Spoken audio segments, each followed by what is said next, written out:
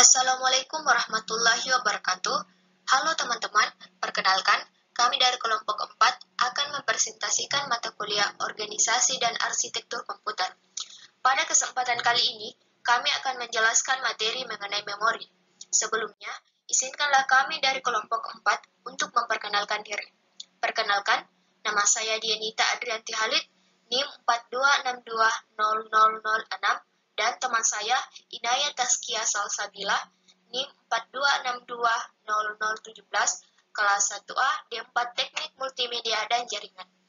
Langsung saja, kami akan membahas materi mengenai memori, di mana akan mencakup mulai dari pengertian memori, jenis-jenis memori, karakteristik memori, dan prinsip kerja dari memori.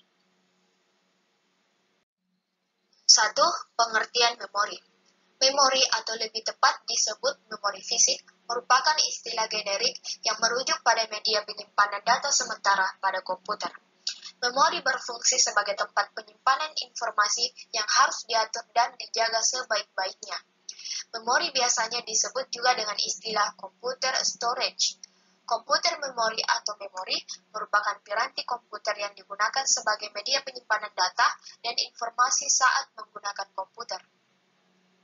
Memori merupakan bagian yang terpenting dalam komputer modern, dan letaknya di dalam CPU atau Central Processing Unit. Memori komputer dapat memiliki sifat volatil dan non-volatil. Memori komputer yang memiliki sifat volatil akan kehilangan konten data atau informasi ketika komputer mati atau kehilangan daya. Sebaliknya, memori komputer yang bersifat non-volatil akan tetap menyimpan konten sekalipun komputer dalam keadaan mati. 2. Jenis-jenis memori. Jenis-jenis memori terdiri dari dua, yaitu internal dan eksternal. Memori internal dapat diakses secara langsung oleh prosesor. Memori internal memiliki fungsi sebagai pengingat. Dalam hal ini yang disimpan di memori utama dapat berupa data atau program. Memori biasa dibedakan menjadi dua macam, yaitu ROM dan RAM. Selain itu, terdapat pula memori yang disebut cache memory, CMOS, DRAM, SDRAM, dan DIMM. Memori eksternal. Memori eksternal merupakan memori tambahan yang berfungsi untuk menyimpan data atau program. Contohnya hard disk, floppy disk, dan lain-lain. Hubungan antara cache memori, memori utama, dan konsep dasar memori eksternal adalah menyimpan data bersifat tetap atau non-volatil, baik pada saat komputer aktif ataupun tidak. Memori eksternal biasa disebut juga memori eksternal, yaitu perangkat keras untuk melakukan operasi penulisan, pembacaan, dan penyimpanan data, dan di luar dari memori utama.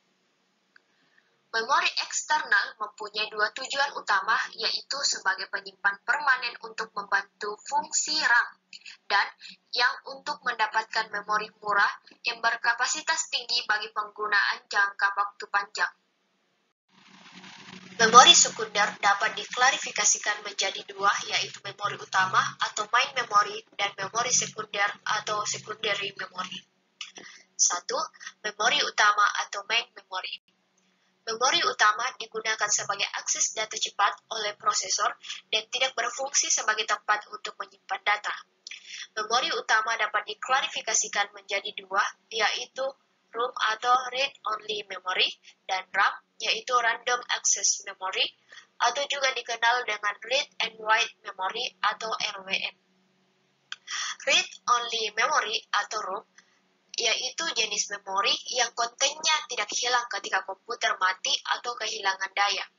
Pada awalnya, memori ini hanya bisa dibaca saja, tidak bisa dihapus, dan kontennya sudah diisi pabrik pembuatannya. Saat komputer dinyalakan, sebagian konten instruksi di ROM akan dipindahkan ke RAM.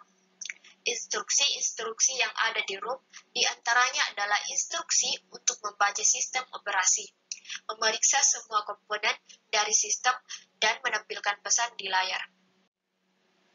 Dalam perkembangannya, ROM mempunyai beberapa tipe, yaitu PROM, Programmable ROM, RPROM, Reprogrammable ROM, EPROM, Erasable Programmable ROM, Dan yang terakhir ialah EEPROM, Electrically Erasable Programmable ROM. Di dalam komputer desktop, ROM juga dikenal dengan BIOS atau Basic Input atau Output System atau ROM BIOS.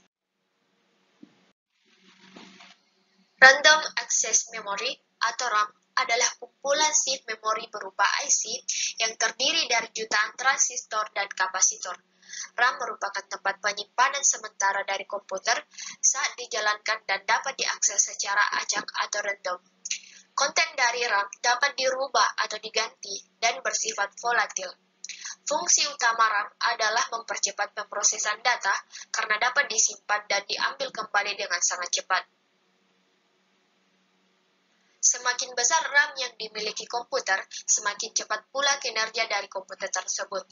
RAM dibagi menjadi dua tipe, yaitu Dynamic RAM adalah memori utama dari komputer, dan Static RAM adalah RAM yang digunakan sebagai cache berkecepatan tinggi dan buffer. 2. Memori sekunder atau secondary memory.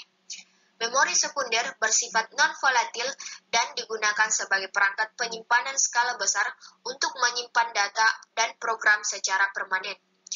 Data maupun program yang tersimpan di memori sekunder ini tetap ada dan tidak akan hilang meskipun komputer mati atau tidak ada daya.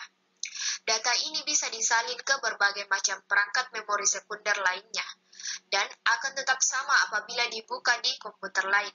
Memori sekunder dibagi menjadi 3, yaitu Optical Storage Device, Magnetic Storage Device, dan Flash Memory Device. Dan selanjutnya saya akan membahas mengenai karakteristik memori. Yang pertama ialah lokasi memori. Memori internal yang sering disebut sebagai memori fisik, primer, ataupun utama terletak di dalam CPU dan bersifat internal terhadap sistem komputer. Memori internal sendiri biasanya menggunakan media RAM. Dan selanjutnya ialah kapasitas memori.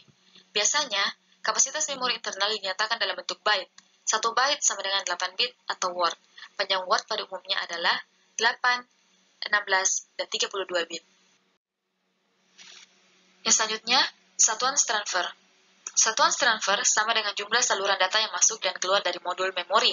Untuk memori internal atau memori utama, satuan transfer adalah jumlah bit yang dibaca atau dituliskan ke dalam memori pada suatu saat. Kinerja memori. Ada 3 buah parameter untuk mengukur kinerja sistem memori. Yang pertama ialah waktu akses, access time. Untuk memori internal atau RAM, waktu akses adalah waktu yang diperlukan untuk melakukan operasi baca atau tulis, read or write. Selanjutnya, ada waktu siklus atau cycle time. Waktu siklus adalah penjumlahan dari waktu akses dan waktu transient hingga sinyal menghilang dari saluran sinyal atau untuk menghasilkan kembali data. Jika data ini dibaca secara destruktif. Yang terakhir ada laju perpindahan atau transfer rate. Transfer rate merupakan kecepatan perpindahan data ke unit memori ataupun data yang ditransfer dari unit memori. Pada memori internal atau RAM, transfer rate sama dengan 1 per waktu siklus. Jenis fisik memori. Adapun jenis fisik memori internal atau RAM adalah memori semikonduktor. Jenis memori ini memakan teknologi LSC atau FLSC, Very Large Scale Integration. Masih dalam pembahasan karakteristik memori. Selanjutnya ialah karakteristik fisik memori. Memori internal atau RAM termasuk memori volatil yang artinya bersifat sementara. Bersifat sementara karena data akan hilang jika komputer mati atau tidak dialiri listrik. Jadi, memori internal ini hanya digunakan untuk menyimpan program-program atau data yang sedang digunakan oleh CPU saja. Yang terakhir ialah organisasi. Organisasi memori ialah pengaturan bit dalam penyusunan word fisik. Kecepatan dan kapasitas memori dibedakan berdasarkan hierarki memori. Hierarki ini disusun mulai dari jenis memori yang paling cepat sampai yang paling lambat, disusun dari kapasitas yang paling kecil sampai yang paling besar, dan disusun dari harga tiap bit memorinya dan dari yang paling mahal sampai yang paling murah. Materi terakhir mengenai memori ialah cara kerja memori. Memori berbentuk seperti sel yang terdiri dari sepotong kecil informasi.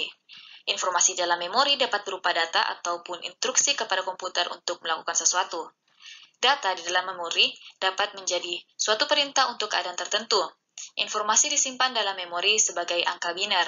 Informasi yang masih belum berbentuk biner nantinya akan di-encoded atau diuraikan oleh instruksi-instruksi yang akan memecahnya menjadi urutan angka.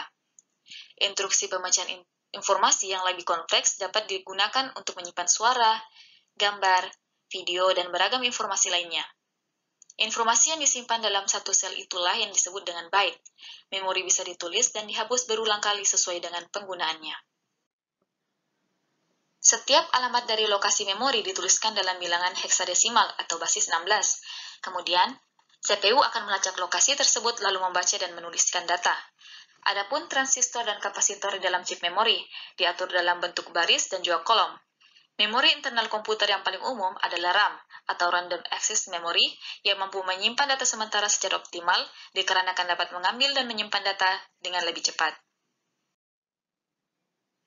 Penyimpanan data sementara pada memori internal membutuhkan aliran listrik, artinya komputer haruslah menyala. Ketika komputer mati, maka data pun menghilang.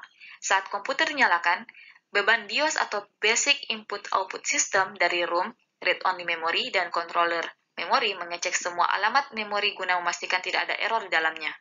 Pada proses ini, BIOS akan menyediakan informasi dasar tentang perangkat penyimpanan, susunan boot, dan juga komponen lainnya. Kemudian, sistem operasi akan dimuat dari hard drive ke sistem RAM, sehingga memungkinkan CPU untuk mempunyai akses langsung ke sistem operasi. Jadi, setiap aplikasi yang dijalankan pada komputer akan dimuat ke dalam RAM. Dengan adanya memori komputer, maka sistem transfer data dapat menjadi lebih cepat.